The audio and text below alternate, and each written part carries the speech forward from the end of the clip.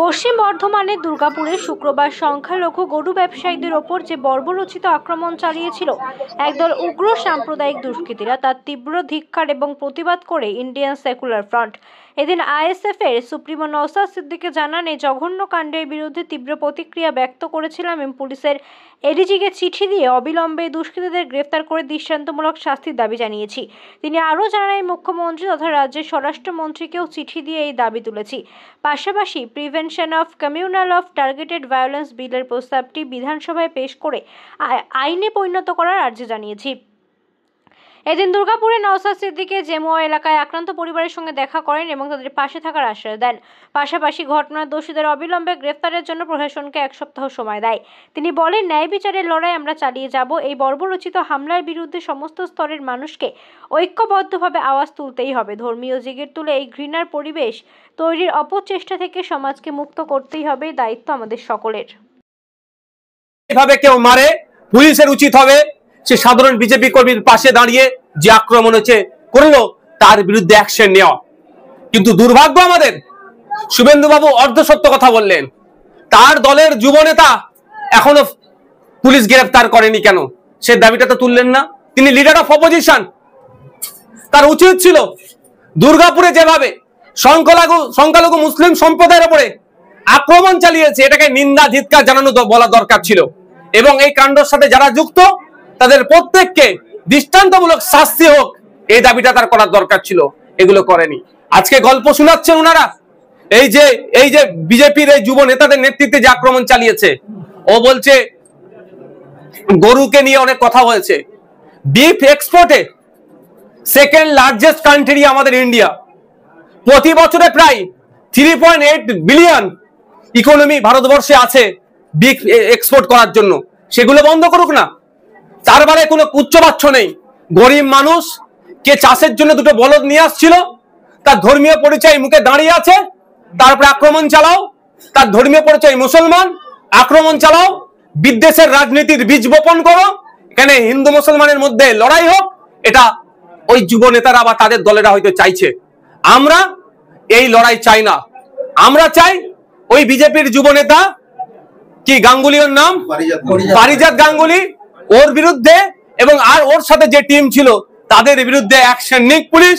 আমরা এটাতে ধর্মীয় বিভেদের কোনো মতেই যাব না এবং এটাকে নিয়ে ধর্মীয় ইস্যু তৈরি করতে চাই না। কিন্তু পুলিশের কাছে 1 সপ্তাহ টাইম দিচ্ছি। ওই যে মূল হোতা ওকে খুঁজে বার করতে হবে। ও যে শ্মশানে গিয়ে লুকিয়ে থাকুক আর কবরস্থানে গিয়ে লুকিয়ে থাকুক, ওকে খুঁজে বার করতে হবে এবং সর্বোচ্চ শাস্তি দিতে হবে।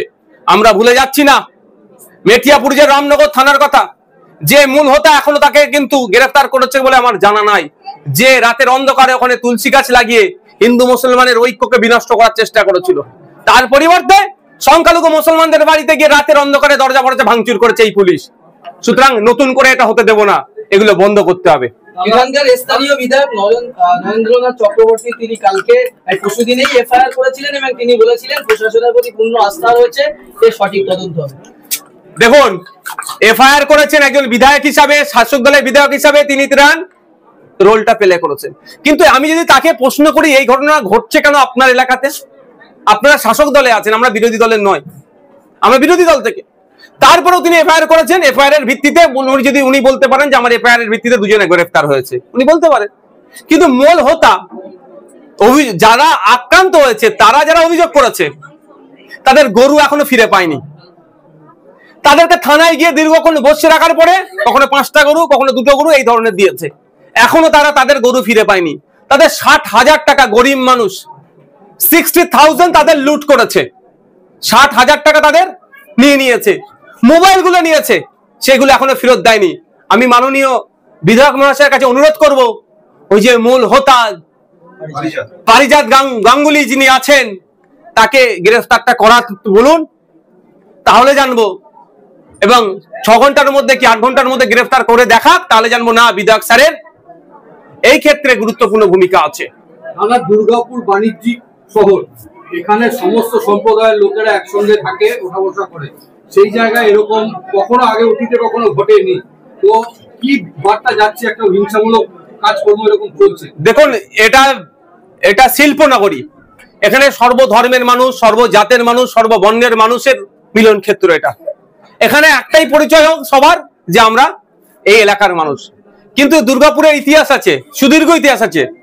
দুর্গাপুরের ইতিহাসে আমার মনে হয় এই ধরনের কলঙ্কিত অধ্যায় আসেনি যেটা ওই পরিজাত গাঙ্গুলিদের নেতৃত্বে হলো, বিজেপির নেতাদের নেতৃত্বে হলো। তো এই দুর্গাপুরের মানুষকেই এই কলঙ্ক মোচনের দায়িত্ব নিতে হবে। তবে তবে তবে তবে এটাও বলি যে এটা ওরা ধর্মীয় ইস্যু করতে চাইলেও আমরা সমাজের সর্বস্তরের মানুষ এটা ধর্ম নিয়ে ধর্মযুদ্ধ লাগাবার পক্ষপাতী নয়। আমরা এটাকে সামাজিক অবনতি মনে করছি, সামাজিক ব্যাধি মনে করছি। তাই দুর্গাপুরের সকল স্তরের মানুষকে আসতে হবে এই সামাজিক ব্যাধিকে নির্মূল করতে। তা আমি অনুরোধ করব, সম্প্রীতির মাটি, ঐক্যের মাটিকে অপবিত্র যারা করছে তাদের বিরুদ্ধে লড়াই আমরা গণতান্ত্রিক প্রক্রিয়ায় চালাবো। আবার পবিত্র করার দায়িত্ব আমাদের দুর্গাপুরবাসীকে তুলে নিতে হবে।